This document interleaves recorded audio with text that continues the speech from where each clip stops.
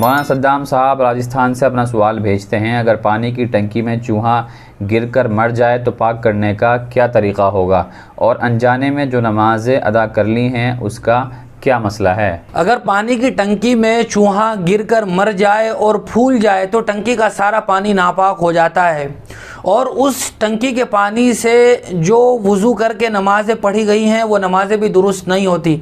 अब ये बात काबिल गौर है कि हमें पता नहीं है कि वो चूहा कब से गिरकर मरा है।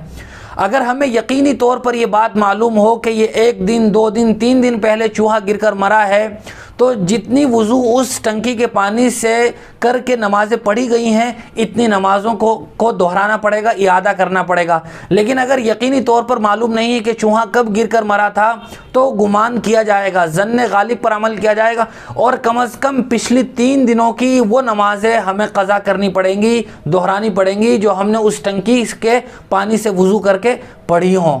और पाक करने का तरीक़ा यह है कि टंकी का सारा पानी निकाल दिया जाए, फिर दूसरी तरफ से पानी भरा जाए, तो जो पानी भरा जाएगा वो पानी पाक होगा।